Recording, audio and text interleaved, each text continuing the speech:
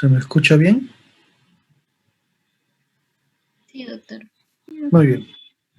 Listo, entonces voy a silenciarlos a todos. Comencemos. Los objetivos de la clase de hoy día son los designados en el syllabus que tienen. Conocer el manejo, definiciones esenciales y tratamiento de la insuficiencia cardíaca. ¿Qué es la insuficiencia cardíaca en sí? La insuficiencia cardíaca se define como una situación en la cual el corazón va a ser incapaz de mantener un gasto cardíaco adecuado a los requerimientos metabólicos y o al retorno venoso. Esta insuficiencia cardíaca va a deberse a varios factores, principalmente factores tipo cardíacos antiguos como infarto, hipertensión, aunque también enfermedades sistémicas como la anemia o las infecciones.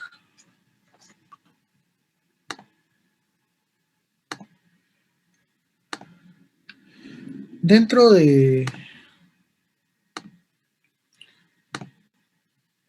la falla cardíaca,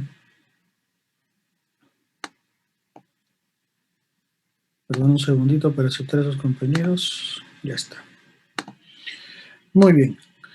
Dentro de la falla cardíaca vamos a tener una clasificación dentro de la sintomatología que provoca esta falla cardíaca en leve, moderada, severa o por último la refractaria. Como todos ustedes conocen ya por los casos clínicos que han estado teniendo, tenemos dos clasificaciones, una funcional y otra según su grado evolutivo. La ven acá que la vamos a ver más adelante con mayor detalle. La primera, la clase funcional, es la clase NYHA, de la New York Heart Association, ¿no? Que lo clasifica en cuatro clases, ¿no? La clase 1, 2, 3 y 4, de acuerdo a la sintomatología, más que nada derivada de la disnea o la ortopnia que provoca esta insuficiencia cardíaca en el paciente y su grado de respuesta al tratamiento, ¿ya? Y la presentación con la actividad física o el reposo. Mientras que la clasificación según grado evolutivo también lo va a clasificar en cuatro clases, comenzando desde la A, B, C y D. Dentro de esta clasificación, como les digo que lo vamos a ver con mayor detalle después, tenemos la A, que es un paciente que no tiene insuficiencia cardíaca en sí, por eso no está presente en este cuadro, ¿ya?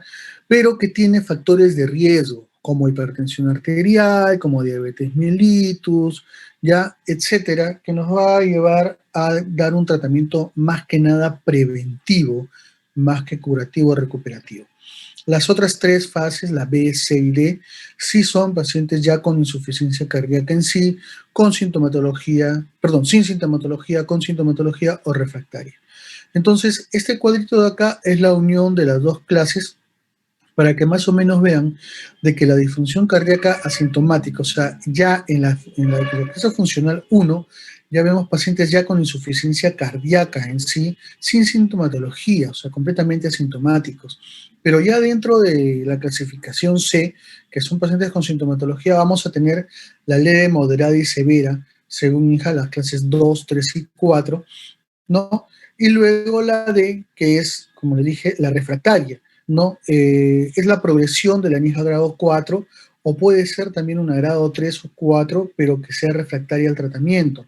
Y esta es caracterizada por una progresión avanzada de la falla cardíaca que se va a manifestar por anomalías estructurales cardíacas o una sintomatología severa, tanto al reposo, ¿ya? Más aún en el ejercicio, a pesar de que estemos dando una terapia óptima, como lo vamos a ver más adelante, con medicamentos que puedan mejorar tanto la mortalidad como la hospitalización, ya aparte que va a necesitar de repente cirugía o uso de dispositivos médicos intracardíacos.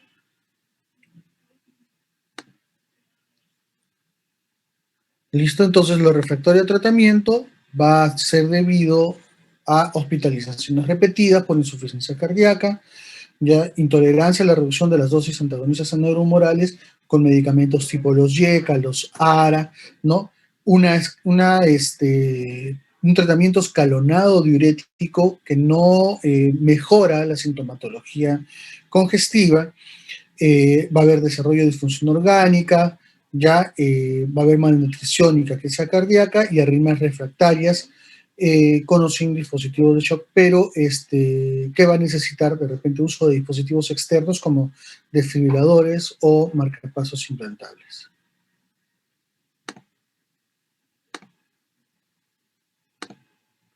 ¿Cuál es la epidemiología? Rápidamente, como saben, en Estados Unidos la literatura americana nos da más o menos un promedio de 2.8% de adultos. En literaturas latinoamericanas más o menos se encuentra un, un índice de 5% aproximadamente. Eh, Hay una readmisión en casos hospitalarios en el 23% de los casos, y lo más importante que tenemos que ver es que hay una mortalidad del 50% a los 5 años, más o menos, ¿no? Con aumento o disminución, perdón, de este porcentaje en un tratamiento efectivo adecuado con buena respuesta. Esta enfermedad va a ser la causa principal de hospitalización en personas mayores de 65 años con o sin patología cardíaca. ¿Cuál es la clasificación de esta enfermedad? Perdón, acá no ha salido bien la diapositiva. Se va a clasificar en 5 tipos. En agudo crónica, en sistólico diastólica, puede ser clasificada también como insuficiencia cardíaca izquierda o derecha, insuficiencia retrógrada o anterógrada, o insuficiencia con bajo gasto o gasto elevado. En cuanto a la aguda, es una insuficiencia cardíaca en instauración rápida, sintomatología rápida, sin enfermedad previa o con enfermedad cardíaca previa, ¿no? La cual va a llevar a una descompensación hemodinámica, ¿no? Con signos de hipoperfusión periférica y signos de déficit de gasto cardíaco, con alteraciones hemodinámicas importantes, pero en forma rápida, de instauración muy rápida, ya sin antecedentes previos de insuficiencia cardíaca. En cambio, la insuficiencia cardíaca nunca es una situación prolongada, ¿no? Se puede deber a casi las mismas causas, hipertensión arterial, valvulopatías, ¿no? Pero donde el corazón va deteriorándose progresivamente, va deteriorando su función de aporte de gasto cardíaco, de aporte sanguíneo al organismo, con, con manifestaciones clínicas secundarias a lo incapaz que es la bomba cardíaca de dar un suficiente aporte sanguíneo para las necesidades básicas del organismo. Aunque las presiones de llenado de los ventrículos, del ventrículo izquierdo sobre todo, sean altas o sean normales. En cuanto a la insuficiencia cardíaca sistólica, implica un fallo en la función contráctil. Esta se va a dar siempre con una fracción de eyección disminuida, menor a 45-50% diagnosticado por ecocardio, y la insuficiencia cardíaca diastólica va a ser más que nada la alteración de la función diastólica con fracción de eyección normal o conservada, sin enfermedad pulmonar presente, o sea, sin congestión pulmonar. La insuficiencia cardíaca izquierda es la insuficiencia del ventrículo izquierdo de inicio, ¿no? Que puede presentar manifestaciones de congestión pulmonar o clínica de bajo gasto, como síncopes y hipoperfusión periférica. En cambio, la insuficiencia cardíaca derecha, que puede ser secundaria a una insuficiencia cardíaca y un poco más raro, puede ser idiopática o propia de la falla del corazón derecho, va a dar signos de congestión venosa sistémica, como regurgitación yugular, congestión hepática o ascitis. En cuanto al gasto cardíaco, perdón un segundo, listo.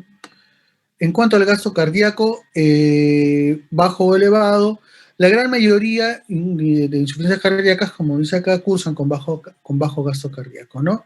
La causa de una insuficiencia cardíaca con gasto cardíaco elevado suele ser que el corazón va a verse obligado a mantener un ritmo elevado para mantener una oxigenación tisular normal, ¿no? Esto es por hipertiroidismo, por ejemplo, por fístulas o por problemas de anemia severa como causa de la insuficiencia cardíaca.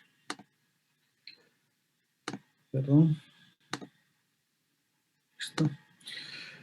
En cuanto a la insuficiencia cardíaca retrógrada o anterógrada, va a ser más que nada por reducción del gasto cardíaco que pueden condicionar a síncope posterior o de repente a congestión pulmonar, ¿no es así? Por ejemplo, en la insuficiencia cardíaca retrógrada, el fallo cardíaco va a provocar acumulación de sangre y líquidos en los tejidos, edema, ¿no? Y congestión pulmonar importante, sobre todo si el fallo es izquierdo o derecho, de acuerdo a la sintomatología que presente. Y la anterograda es más que nada insuficiencia por el bombeo de la sangre que va a disminuir el aporte sanguíneo a los órganos o tejidos. Perdón un segundo. Listo. En cuanto a la fisiopatología, entonces vamos a comenzar de que la primera evidencia de insuficiencia cardíaca es el fallo de bomba. No, este fallo de bomba, esta disfunción ventricular va a ocasionar que el gasto cardíaco disminuya. ¿Ya? Es lo primero que ocasiona. Entonces, este gasto cardíaco disminuido va a activar los mecanismos de compensación. Primero, lo primero que va a hacer el corazón es aumentar la precarga, ¿no? Aumentando con esto el volumen residual del ventrículo izquierdo, aumentando la presión telediastólica y dando un reflujo secundario a esta compensación, provocando congestión pulmonar. Con esto de acá inicia la sintomatología de disnea que va gradualmente aumentando de a muy grandes esfuerzos a muy pocos esfuerzos con la presencia de ortopnea y disnea paroxística nocturna. Una vez que el corazón ha agotado este mecanismo de compensación, va a haber aumento de las resistencias vasculares sistémicas con el aumento del tono simpático y la activación del sistema renina-angiotensina-aldosterona, con la liberación de la hormona antidiurética, ¿no? Etcétera. O sea, mecanismos neurohormonales que van a permitir mejorar la precarga, optimizar la precarga, optimizar la poscarga, ¿no? Y así optimizar el funcionamiento cardíaco. Este aumento sostenido, ¿no? Va a reducir la fracción de eyección y el gasto cardíaco, o sea, va a ser un círculo vicioso. Aumento la poscarga, ¿no? Para aumentar el manejo de bomba, para poder aumentar el gasto cardíaco, pero poco a poco esto me va a ir disminuyendo el gasto cardíaco en sí, reduciendo la fracción de eyección, o sea, malogrando o aumentando la disfunción del corazón como bomba, ¿ya? Lo cual va a traer pues una progresión de la enfermedad hasta el deterioro final, ¿no? Entonces, por eso se dice de que la historia natural de la insuficiencia cardíaca es un empeoramiento progresivo, ¿no? Va a haber un empeoramiento progresivo de la enfermedad, ¿ya? Con lo cual va a haber deterioro de la función progresivamente a pesar del manejo y del tratamiento que se le da. Como dije anteriormente, la clasificación NIJA está acá ya definida, muchos de ustedes la conocen, se basa en las limitaciones de la actividad física por el cuadro respiratorio congestivo, por la congestión pulmonar propia del problema de la insuficiencia cardíaca, ¿no? Siendo 4 clases. La primera sin limitaciones en la actividad física, la segunda con una disminución de la actividad física que solamente causa disnea, ya cansancio o palpitaciones, pero a grados con ejercicio físico moderado, ¿no? Y el grado 3 hay una gran limitación a poco ejercicio o de repente con actividades normales que el paciente hace sin llegar a presentar síntomas en reposo. Y el grado 4 ya es la incapacidad para realizar actividad física con sintomatología inclusive en reposo, ¿no? Entonces, este deterioro se va a ver progresivamente y, ojo, hay algo que siempre corrijo yo en los alumnos, esta clasificación NIJA es exclusiva para insuficiencia cardíaca, o sea, esta clasificación es en pacientes con disnea por insuficiencia cardíaca, ojo, no es por disnea por problemas pulmonares per se, sino es más que nada por problemas de disnea por secundarias insuficiencia cardíaca. Los criterios de Framingham, para resumirlos acá, ¿no? Tenemos los criterios mayores y los criterios menores.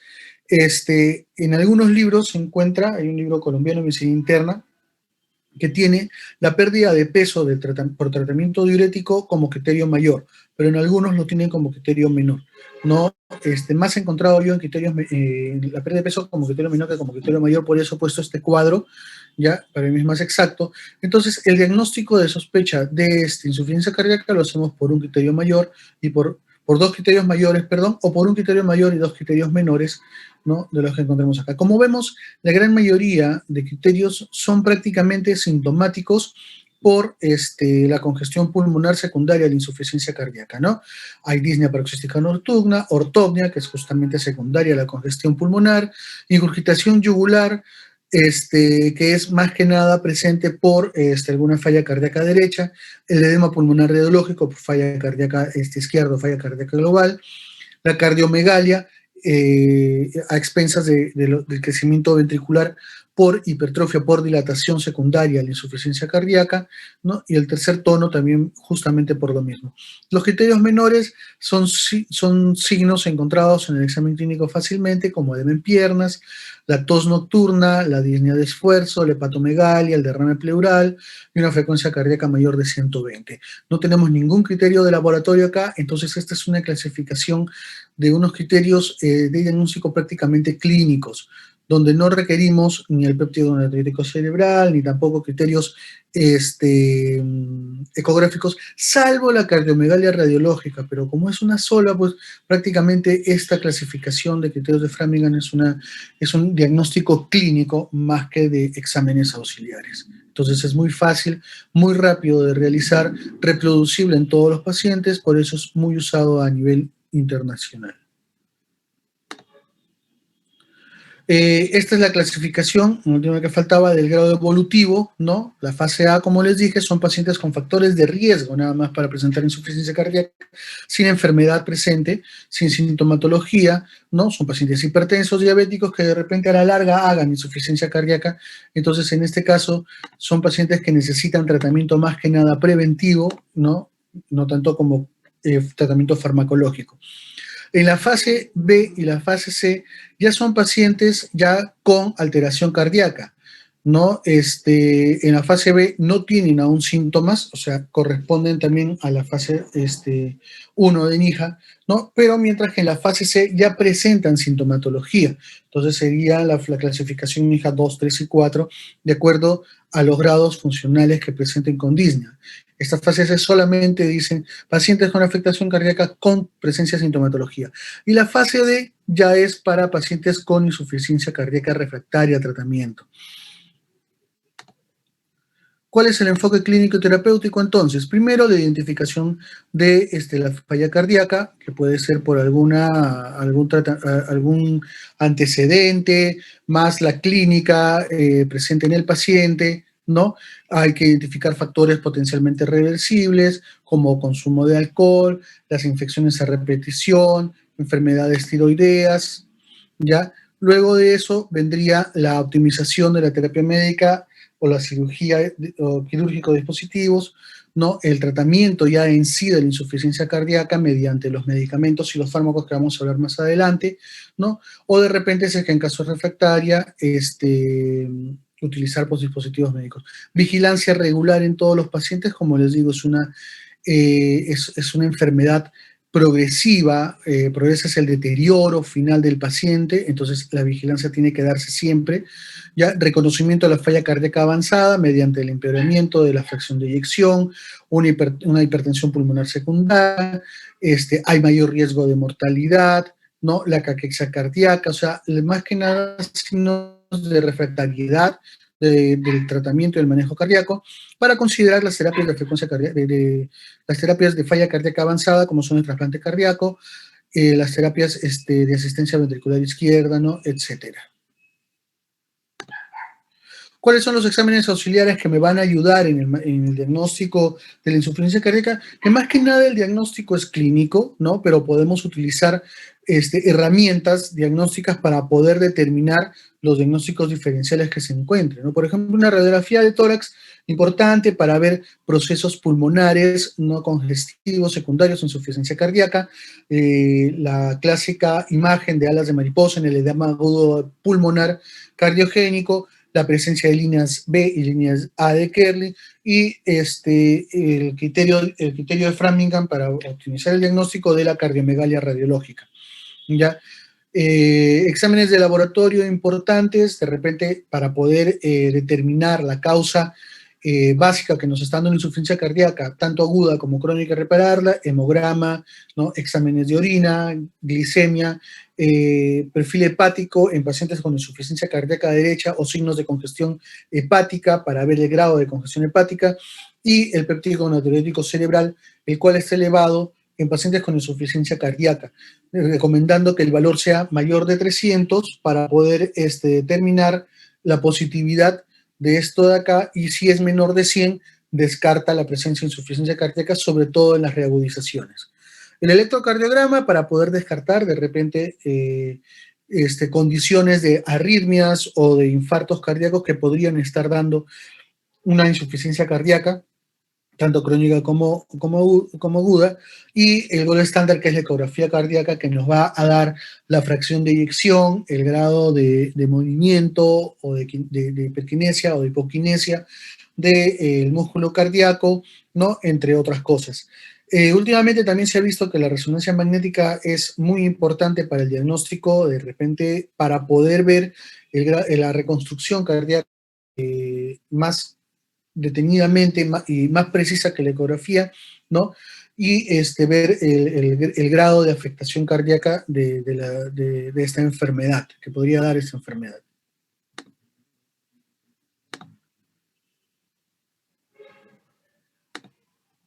Muy bien, ¿cuál es el tratamiento en sí entonces? Perdón un segundo.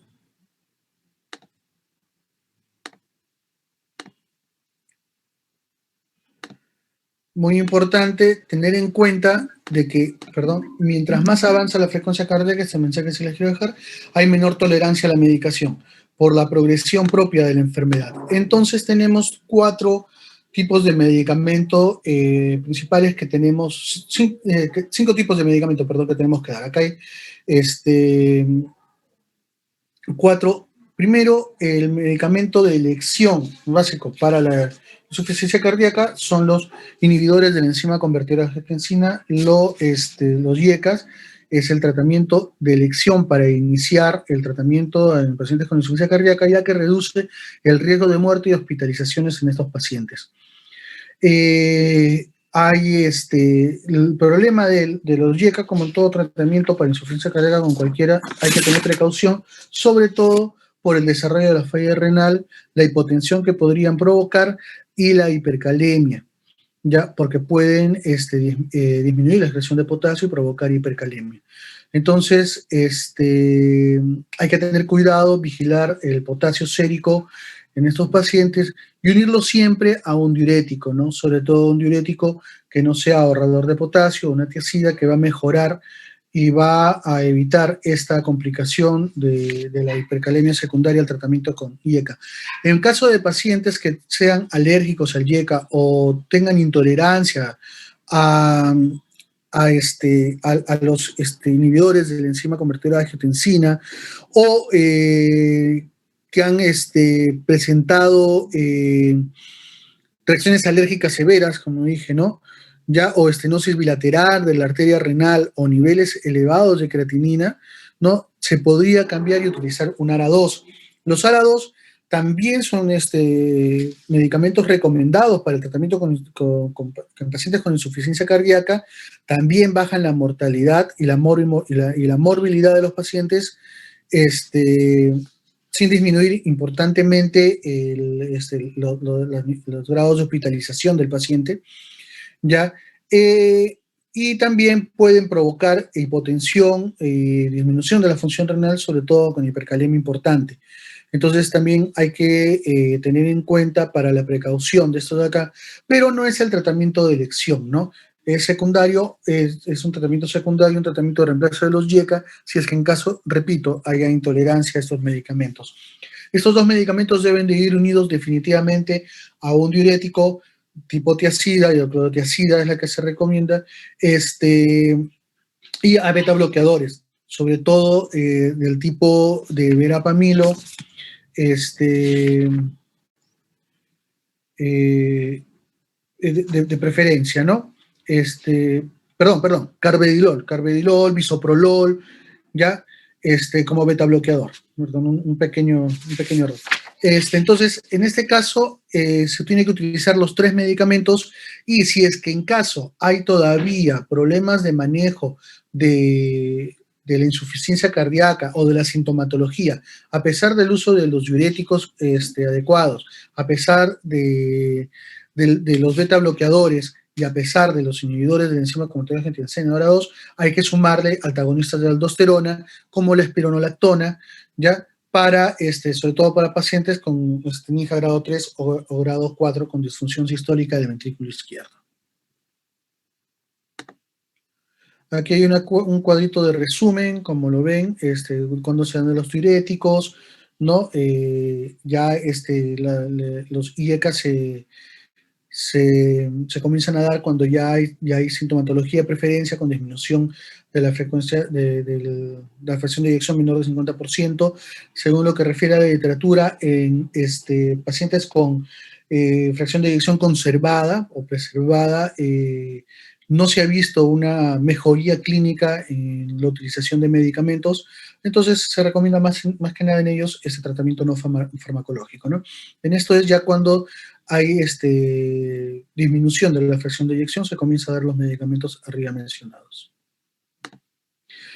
En cuanto a la insuficiencia cardíaca aguda, ¿no? Las presentaciones agudas o las reagudizaciones, este cuadro es importante para poder ver el manejo que vamos a dar a estos pacientes, ¿no? Sobre todo en la clasificación con perfusión, ¿no? Y con congestión.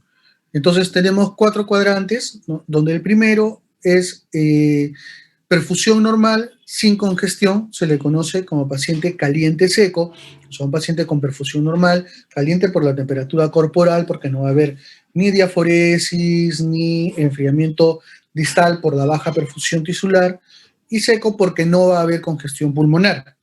El cuadrante B es el caliente, nuevamente, pero con signos de congestión pulmonar, o sea, va a ser el caliente húmedo, va a haber buena perfusión tisular, pero con congestión pulmonar importante. El C, ¿no? Que es el primero que se ve con baja perfusión, o sea, va a haber hipotensión en el paciente, signos de hipoperfusión, como alteraciones de conciencia, frialdad distal, por eso se le conoce como paciente frío, más congestión pulmonar, y el último, el L, que es el frío y frío y seco, que va a ser el paciente con baja perfusión pero sin congestión. El tratamiento en estos casos pues difiere, ¿no? Sobre todo en el A, que es en el estadio que es caliente y seco, va a haber vigilancia y educación más que nada, manejar cambios de estilo de vida, más la terapia de insuficiencia cardíaca en forma crónica, si es que en caso ya da sintomatología. En el B, en el caliente y húmedo, se tiene que manejar la congestión pulmonar, se puede utilizar vasodilatadores, pero en este paciente se pueden utilizar tranquilamente diuréticos, ¿no? Por tener una presión normal para disminuir la sobrecarga de volumen, ¿no? Y la congestión pulmonar. En cuanto a los pacientes en estadio C, que son los pacientes en estadio frío húmedo, vamos a utilizar, no podemos utilizar diuréticos porque hay signos de hipoperfusión, entonces tendríamos que utilizar vasodilatadores y no dilatadores, o sea, inotrópicos, como nitroglicerina, nitroprusiato, o inotrópicos como dobutamina o dopamina, si es que en caso no hubiera frecuencia cardíaca elevada. Y en los casos de, ¿cómo se llama? En el estadio L, ¿no? En el frío seco, También vasopresores para mantener presiones normales, como noradrenalina en este caso, o dopamina, ya que no hay congestión pulmonar, ¿no? Y se puede utilizar también dobutamina. En estos dos últimos casos también podríamos utilizar, si es en caso es indicado y se tiene a la mano, el levosimendan. Entonces, aquí está el resumen de los sinotrópicos, la dopamina, las dosis que se dan, la dobutamina, ya la noradrena y el levosimendan, y tener en cuenta con la dopamina, por favor, el manejo de que cuando vamos a utilizarlo para bajo gasto cardíaco, para baja perfusión, para elevar la presión arterial, hay que tener en cuenta que para poder llegar a la dosis, tenemos que pasar por la dosis donde va a aumentar contractilidad, ¿ya? Y va a aumentar diuresis. Entonces, podemos, sobre todo en pacientes taquicárdicos, podemos ocasionar taquicardias o arritmias malignas, sobre todo si tienen base arrítmica como problema principal de la insuficiencia cardíaca. Para esos pacientes es mejor la dobutamina, ¿no? La noradrenalina en pacientes con baja perfusión, pero sin congestión pulmonar, porque en ese caso la dobutamina funciona mucho mejor, y el levosimendan para mejorar las presiones de llenado ventricular y gasto cardíaco en caso el paciente lo requiera o en caso lo tengamos a la mano. Los dispositivos de falla cardíaca, que es los que se utilizan para pacientes en estadio D de clase evolutiva, ¿no? O la clase funcional 3 a 4 con resistencia o con fallo en el tratamiento farmacológico, van a ser pacientes que tienen ritmo sinusal, ¿no? Pero que van a presentar también bloqueos de rama izquierda, ¿no? En este caso, se utilizan la resincronización cardíaca con marcapasos o también con desfibrilador interno implantable para prevenir las muertes súbitas en estos pacientes por paro cardíaco.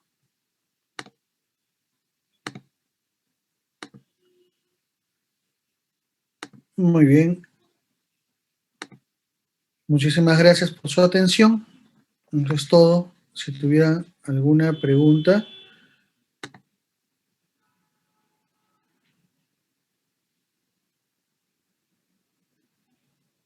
Gracias, doctor.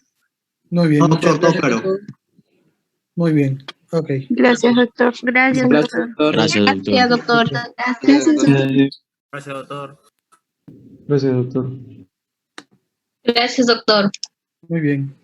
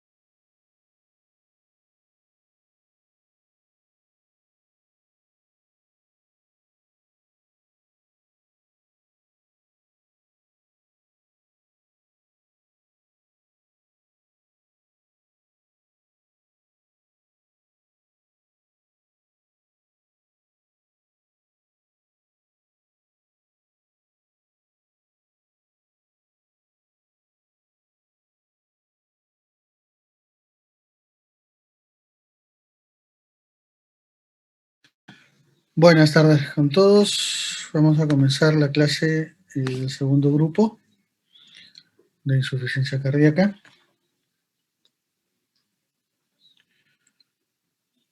¿Sí se me escucha?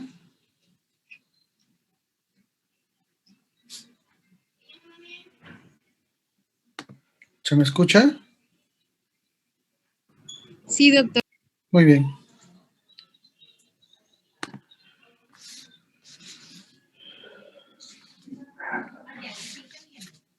Muy bien. Entonces,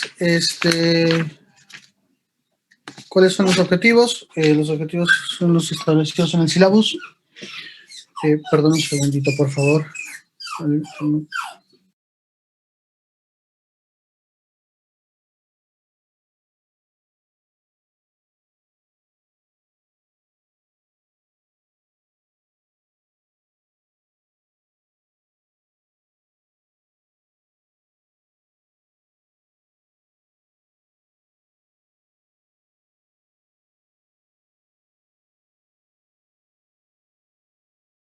Listo, disculpen la interrupción.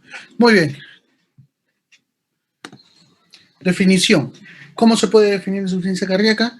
Es una situación en la cual el corazón es incapaz de mantener un gasto cardíaco adecuado a los requerimientos metabólicos del retorno venoso. Esto puede ser secundaria a patología intracardíaca como hipertensión arterial, infarto agudo de miocardio o valvulopatías o arritmias, como a problemas extracardíacos como problemas de anemia, problemas tiroideos, ¿no? Infecciones, etcétera.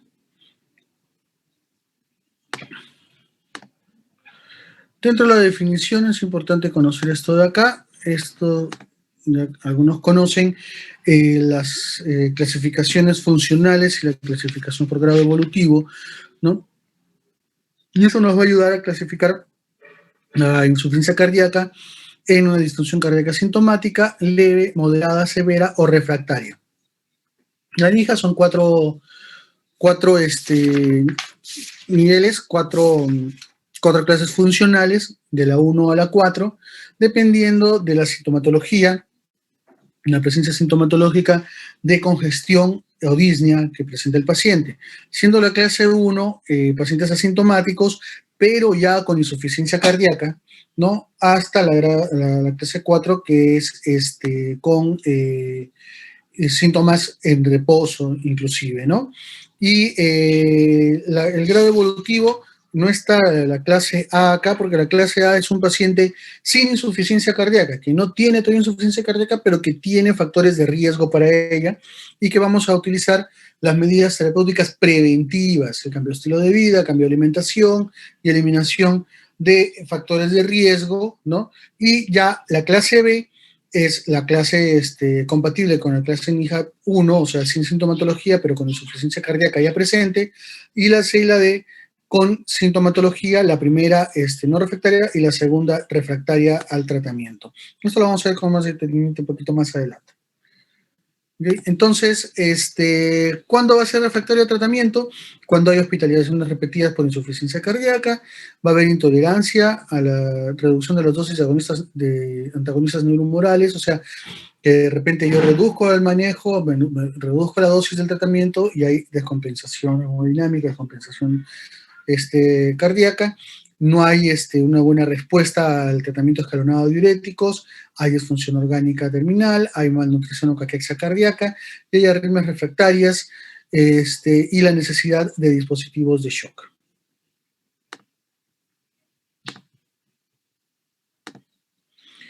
En la epidemiología, lo más importante de hablar es que la mortalidad, o sea, son datos americanos, ¿no?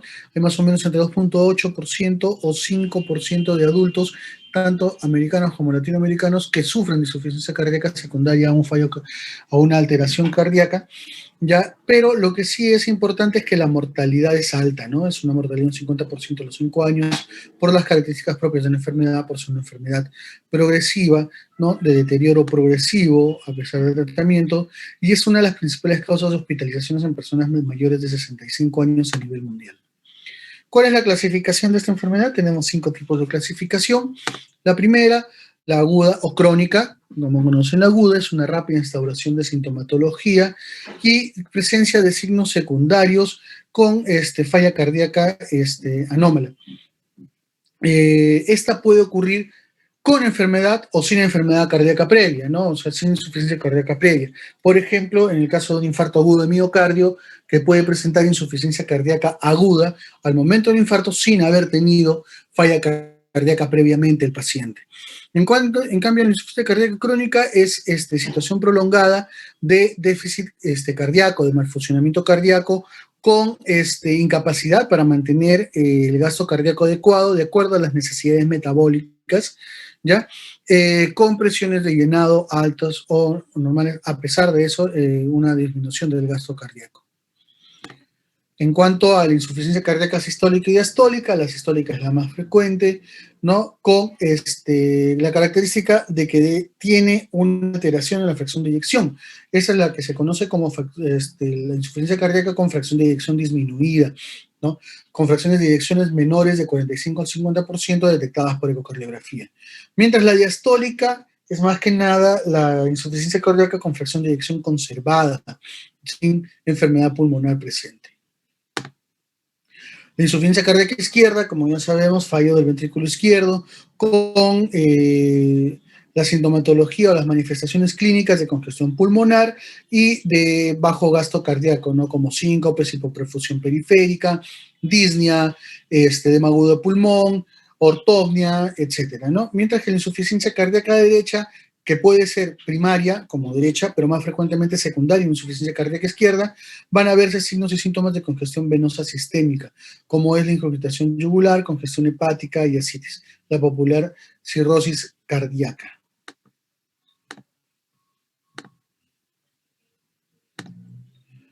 Ya, en cuanto al bajo cardíaco, el gasto cardíaco bajo o elevado, pues es hay que decirlo, espérense un segundito, por favor. Permitir a sus compañeros, listo. ¿No? Que la gran mayoría de insuficiencias cardíacas van a cursar con bajo gasto cardíaco por la fracción de eyección disminuida, como por insuficiencia cardíaca izquierda, ya, o sistólica, y las que son por gasto cardíaco elevado, pues van a ser secundarias a hipertiroidismo, a fístulas o de repente a anemia severa, ¿no? En cuanto a la insuficiencia cardíaca retrógrada, el fallo cardíaco va a provocar una acumulación de la sangre y líquidos en los tejidos y las venas, ¿ya? Y aquí se da pues, el fallo cardíaco ventrículo derecho con la congestión hepática, insuficiencia cardíaca, la ingurgitación yugular y las congestiones pulmonares, el fallo cardíaco izquierdo. Mientras que la anterógrada, más que nada, es una disminución del aporte sanguíneo a los órganos y tejidos por reducción del gasto cardíaco. En cuanto a la fisiopatología, un segundo. Listo. Vamos a comenzar. La falla cardíaca se comienza siempre por una disminución del gasto cardíaco, ya a expensas de una falla del ventrículo izquierdo, ¿no?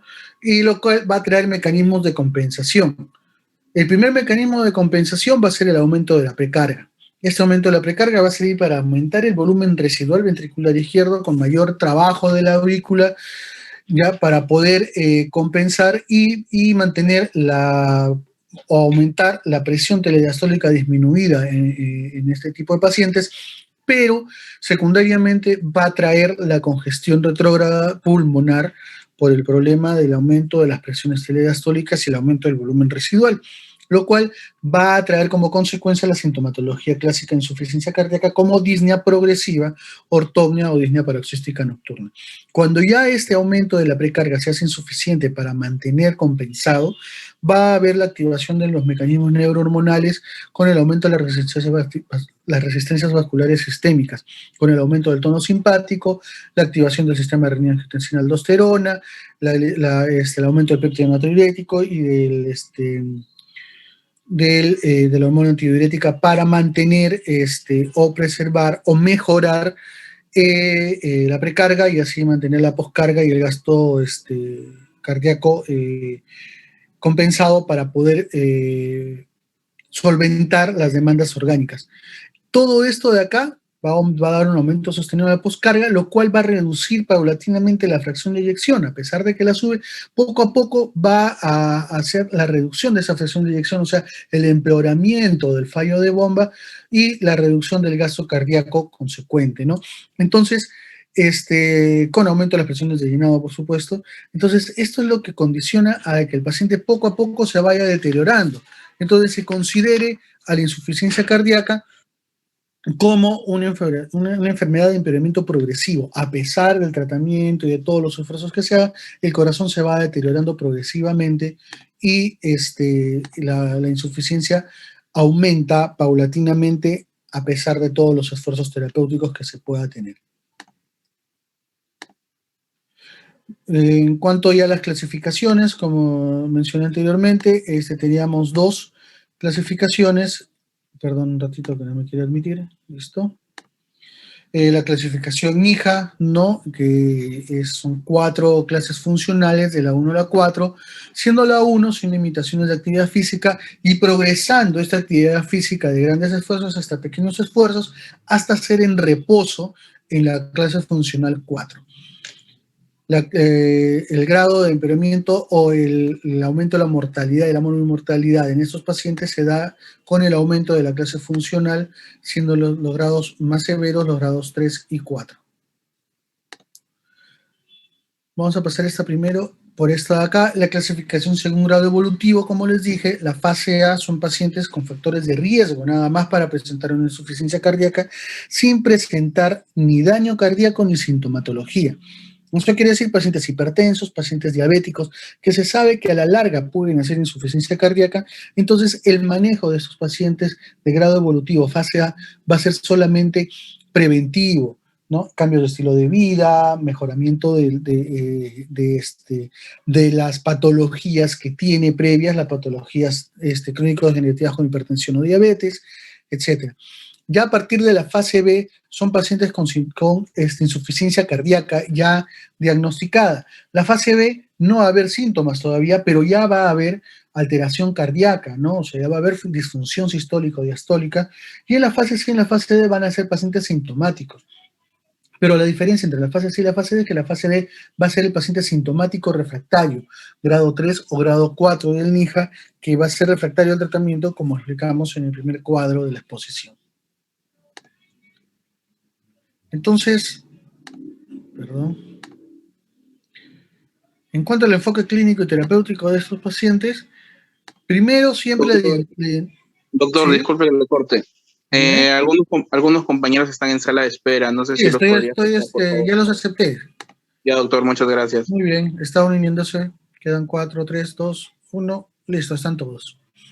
En cuanto a la identificación de la falla cardíaca, que es importantísimo, hay que identificar no solamente la falla en sí, ¿no? Sino aquellos factores potencialmente reversibles, como el consumo de oxígeno, las infecciones, las anemias, las fallas renales, la enfermedad tiroidea, los antecedentes importantes de manejo que podemos optimizar el manejo, como hipertensión arterial, diabetes mellitus, ¿ya?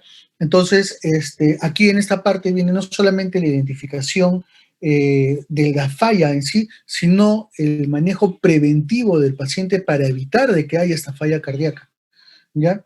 Luego de eso, una vez identificada la falla cardíaca, ya vamos a tener que pasar hacia la optimización de la terapia médica por dispositivos médicos en caso de insuficiencias cardíacas refractarias o cirugía por reemplazo cardíaco, ¿no? O el tratamiento polifarmacológico de la insuficiencia cardíaca mediante IECAS, diuréticos, beta bloqueadores, ¿ya? O de repente la optimización mediante vasopresores de las fallas cardíacas agudas. La vigilancia hay que hacerla regularmente en estos pacientes, ya que, como les dije, son pacientes con daño progresivo del proceso cardíaco. Entonces, no es que yo comience a manejar y no haga una vigilancia. La vigilancia debe ser constante en estos pacientes, sobre todo para evidenciar deterioro de clase funcional o, doctor Geldres, dígame. Hola, buenas tardes. ¿Cómo está? Buenas Doctor tardes, Mora, doctor. buenas tardes. Doctor Mora, en primer Dígame. lugar, quiero pedirle disculpas por interrumpir su conferencia del día de hoy. Lo único que quiero es tomar un par de minutos para hacerles saber a los estudiantes que de la evaluación que he hecho de los reportes Zoom que el sistema Zoom me da, estoy observando de que la inasistencia a clases es muy alta.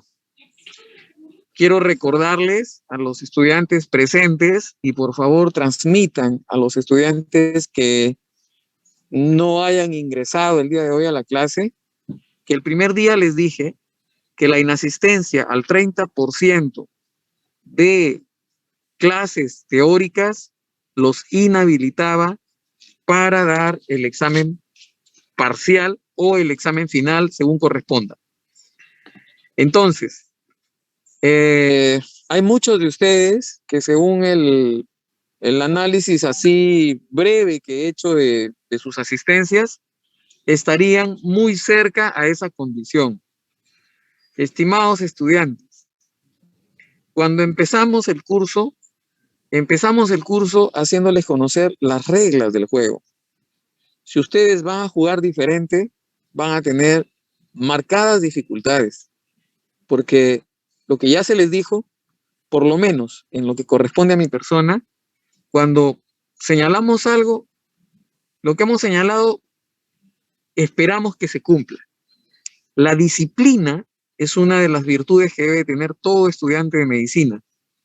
Un estudiante de medicina que no es disciplinado, difícilmente va a poder ser un médico disciplinado. Y un médico que no tiene disciplina, difícilmente va a poder ser un elemento útil a la sociedad. ¿Me entienden? Entonces, solo quiero recordarles que ya les dije, desde el primer día, y que sus inasistencias están superando el mínimo esperado, el máximo esperado, ni siquiera el mínimo esperado, sino el máximo esperado de inasistencias. Así que hoy estoy así, he hecho una revisión breve, pero hoy estoy haciendo la revisión exhaustiva más tarde para ver cuáles son y quiénes son los estudiantes que prácticamente van a quedar fuera de juego en la primera unidad, porque si la inasistencia sigue así, tal cual, ya les dije, 30% de inasistencias fuera de la primera unidad. No hay derecho a dar el examen parcial. No hay derecho a dar el examen parcial. El examen parcial pesa 30%. 30%. 30% de 20 son 6 puntos. Es decir, ustedes estarían corriendo, si no dan el examen parcial, con 14. No con la posibilidad de un 20, sino estarían corriendo con la posibilidad de un 14. ¿No?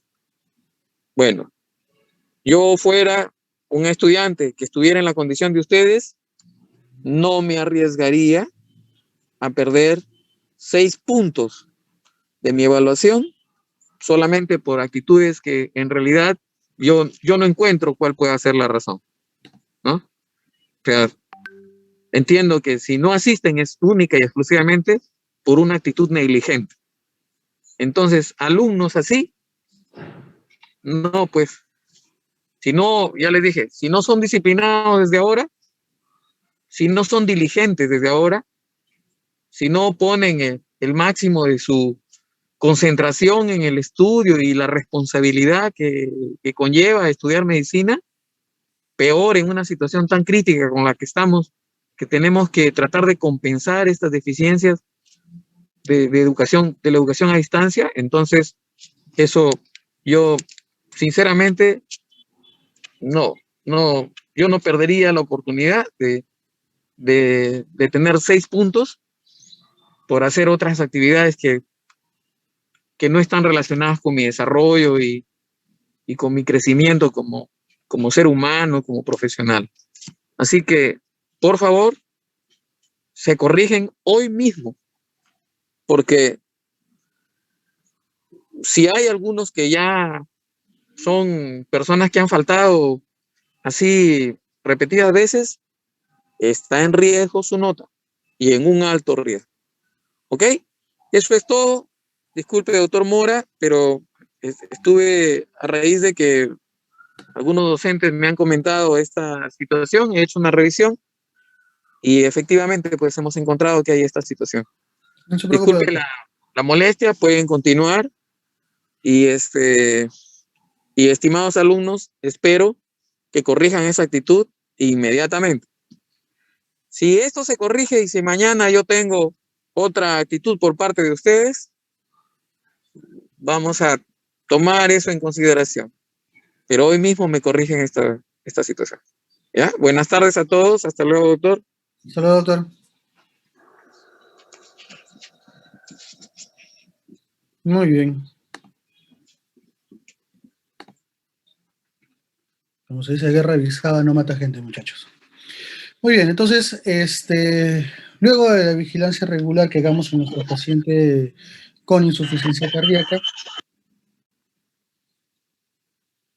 perdón un segundo, vamos a tener que hacer el reconocimiento de la falla cardíaca avanzada en el momento en que se dé para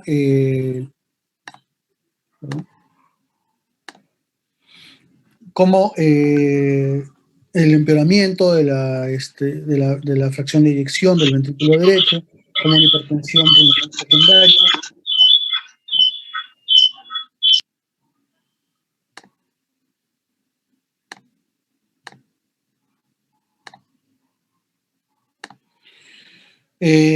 Un aumento del riesgo de mortalidad, la caquexia cardíaca, etcétera. Son más que nada los signos de insuficiencia cardíaca refractaria al tratamiento, ¿no? Para poder considerar terapias de falla cardíaca avanzada, como es la implantación de dispositivos extracardíacos, como la de marcapasos, o el desfibrilador externo automático, o de repente el trasplante cardíaco. ¿Cuáles son los exámenes que nosotros vamos a sacar? Rápidamente, la radiografía de tórax, ya sabemos, importante como parte del diagnóstico de los criterios de Framingham, ¿no? La silueta cardíaca aumentada, las líneas B de Kerley, los signos de congestión pulmonar o de edema agudo de pulmón, como la presencia de la imagen de alas de mariposa, la imagen algodonosa en ambos campos pulmonares del edema agudo de pulmón. Exámenes de laboratorio de tipo hemograma para descubrir de repente la presencia de anemia o de infecciones, perfil hepático, sobre todo en falla cardíaca derecha para ver congestión hepática o falla hepática, perdón, por congestión secundaria, la insuficiencia cardíaca derecha, lo que es la cirrosis cardíaca, ¿no?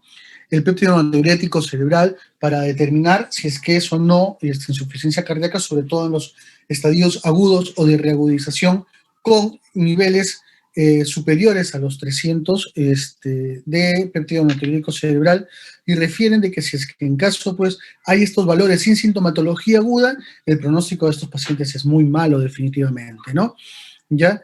Enzimas cardíacas para diagnosticar de repente infartos agudos de miocardio, glucosa para ver cómo está el manejo de esta enfermedad que también puede ser causa de una insuficiencia cardíaca, ¿cómo se llama? Perdón.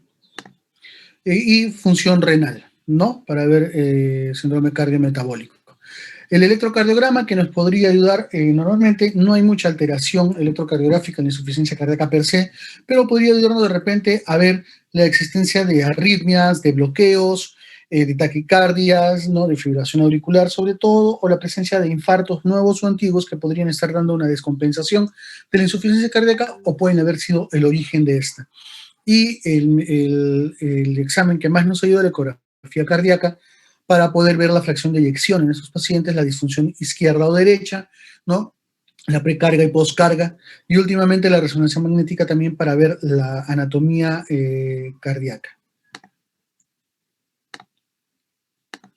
¿Cuál es el tratamiento que vamos a dar? Como nota, nota mental que debemos de tener es que mientras más avanza nuestra falla cardíaca, menor tolerancia a la medicación. Esto se debe a esa progresión de la enfermedad y el deterioro progresivo de la enfermedad, ¿no? Por esos mecanismos compensatorios de aumento de precarga que dañan el corazón a pesar de estar compensando esta falla cardíaca. Entonces, ¿cuál es el tratamiento que vamos a dar? En resumen, aquí faltarían los diuréticos nada más, ¿no? Los inhibidores ECA y los ARA2 como de primera línea, más que nada los YECA, por una reducción importante de la mortalidad y de la hospitalización, mucho más que los ARA2, ¿no? Con los problemas los dos subsecuentes, tanto los YECA como los ARA, de la falla renal, la hipotensión secundaria o la hipercalemia. Por eso se deben de unir siempre a un diurético que no sea ahorrador de potasio, como las tiazidas, ¿no? Como medicamento para mejorar la sintomatología congestiva secundaria de la insuficiencia cardíaca. Los YECA son, como les digo, los de elección, y los ARA2 se van a utilizar si es que en caso estos pacientes de acá puedan tener alguna contraindicación, como atresia de las arterias renales, como insuficiencia renal crónica con creatinina mayor de 3, ¿no? Que puedan ser, o la misma alergia a los YECA, ¿no? Que puedan contraindicar el uso de YECA en los pacientes, se les da el ARA2. Luego, lo que tenemos que usar, aparte de los diuréticos, como digo, que de preferencia tiazidas, aunque también la furosemida se puede utilizar, pero más que nada la furosemida por lo rápido de su acción, se prefiere en pacientes con descompensación aguda de la falla cardíaca. Entonces, los otros fármacos que se deben utilizar son los beta bloqueadores, ¿ya? De tipo carvedilol, bisoprolol o metropolol. Aquí tenemos el carvedilol y el bisoprolol, ¿ya? Que son coadyuvantes que van a proteger al corazón de un daño miocárdico, ¿ya? Producido por la misma descarga de enérgica, o sea, por los mismos mecanismos protectores, neurohormonales, ¿ya? Y se unen a la terapia, o sea, sería una terapia triple, ¿no? Inhibidores de la enzima convertidora de angiotensina, diuréticos tipo tiazídicos y los beta bloqueadores. Si es que en caso hay falla de estos medicamentos o vemos de que hay posibilidades de una insuficiencia cardíaca refractaria, estos de acá, se les tiene que unir los agonistas de la aldosterona, ¿ya? De preferencia la espironolactona o la espleronone, ¿no? Que son los antagonistas recomendados. Estos van a disminuir la mortalidad y van a disminuir las rehospitalizaciones de los pacientes, sobre todo en grados 3 a 4, ¿no? ¿Ya? Luego de eso, como les digo, en pacientes con falla, con fracciones de eyecciones muy bajas o refractarios al tratamiento. Este es un resumen, ¿no? Donde una cosa muy importante de ver es cuando hay una disfunción sistólica, más que nada con una fracción de eyección muy disminuida o disminuida menor de 50%, ahí se comienza a dar el tratamiento, una tabla de resumen sobre las funciones también en cuanto a la supervivencia, la admisión hospitalaria y el estatus funcional, donde vemos pues de que los IECA pues, aumentan la supervivencia, disminuyen las admisiones hospitalarias, ¿no? Y aumentan la funcionalidad del corazón, ¿ya? Por eso son los medicamentos de elección, pero en pacientes con fracciones de eyecciones conservadas, mayores del 50%, según la bibliografía refiere, no se evidencia una mejoría clínica con esta medicación. Por lo tanto, en estos pacientes se recomienda más el manejo no farmacológico de las enfermedades para poder mejorar los estadios clínicos de estos pacientes. En cuanto a la reagudización o la insuficiencia cardíaca aguda, este cuadro es muy importante y este cuadro quería compartirlo con ustedes. No están en diapositivas, recién lo he incluido, ¿ya? Sobre las patologías, el manejo, perdón, de la insuficiencia cardíaca aguda de acuerdo a la perfusión del paciente y a la congestión del paciente que presenta en el momento de la agudización o reagudización. Tenemos 4 niveles, el nivel A, B, C, L, ¿no? En el primero, el cuadro superior del cuadro A es pacientes con perfusión normal, o sea, pacientes calientes, ¿no? Como se les conoce, sin congestión, o sea, pacientes secos. Este es el típico paciente caliente seco. Estos pacientes de acá van a ser manejados más que nada con prevención, ¿no? Con vigilancia y educación para evitar de que la insuficiencia cardíaca empeore o llegue a otros niveles. Son los pacientes más compensados y de más fácil manejo. En cuanto a los pacientes con perfusión normal, o sea, calientes, pero húmedos, o sea, con signos y síntomas de congestión pulmonar, ¿no? Como el edema agudo de pulmón o nada más la congestión pulmonar simple y leve, ¿no? El manejo puede ser dado por diuréticos. Si es que ya hay un edema agudo de pulmón, de repente los vasodilatadores como la agudización de emergencia de los pacientes con insuficiencia cardíaca crónica o aguda, ¿no? Se puede utilizar. Pero si es que son pacientes solamente congestionados levemente, sin insuficiencia respiratoria concomitante, la utilización de diuréticos puede ser importante en estos pacientes y podemos darlo en medida, en dosis altas también, ya que tenemos perfusión normal. En el estadio C, que es complicado manejarlo, es con baja perfusión, ¿no? O sea, hipotensión, signos de hipoperfusión periférica y congestionados. O sea, aparte de eso son los fríos húmedos, ¿no? En este caso de acá necesitamos dos tipos de medicamentos, como los vasodilatadores o vasopresores y los venodilatadores. Utilizar acá nitroglicerina, nitroprusiato endovenoso, estas son las verdaderas emergencias, ¿no es así? Con dobutamina o con levosimendancias que en caso se tuviera. Y el último estado de descompensación aguda es los que tienen baja perfusión, pero no hay congestión pulmonar al momento del ingreso. Estos pacientes también, por la baja perfusión, hay que manejar presiones, hay que mejorar la presión arterial y en este caso sí podría estar indicado la noradrenalina o de repente la dopamina si es que en caso no hay taquicardia. Entonces, aquí en la siguiente, los efectos hemodinámicos y las principales dosificaciones de los fármacos inotrópicos que se utilizan como la dopamina, dobutamina, la noradrenalina y el levosimendan. Siempre teniendo en cuenta que la dopamina es un poco riesgoso indicarlo en pacientes con frecuencias cardíacas elevadas, ya que la dosis para manejar hipoperfusión tiene que pasar por la dosis de aumento de contractilidad y aumento de la frecuencia cardíaca, pudiendo causar arritmias fatales. Y la noradrenalina se debe dar solamente en pacientes que tengan características frío-seco, porque si hay congestión, no ayude mucho a la noradrenalina y está más indicado la dobutamina para manejar cuadros congestivos con baja perfusión. Y el levosimendan siempre que se tenga es de elección, ¿no? En cuanto a los dispositivos de falla cardíaca, y esto se da en pacientes con falla cardíaca refractaria al tratamiento, ¿no? O pacientes grados 3 y grados 4 de NIJA con bloqueos de rama izquierda, ¿no? Los dos que se dan, según la indicación que está acá, son la terapia de resincronización con desfibrilador implantable o con marcapasos, ¿no? El desfibrilador, sobre todo, si es que en caso hay riesgo de muerte súbita por paro cardíaco, ¿no? Se utiliza el desfibrilador implantable para evitar esta muerte prematura en estos pacientes. Entonces, los beneficios son que mejoran el metabolismo oxidativo del miocardio y se va a restaurar el metabolismo homogéneo del miocardio de la glicemia, ¿ya? Con la consecuente mejoración de la función del ventrículo izquierdo y mejoramiento de la insuficiencia cardíaca. Muchas gracias. Si tuvieran alguna pregunta, si no, gracias a todos por su atención prestada.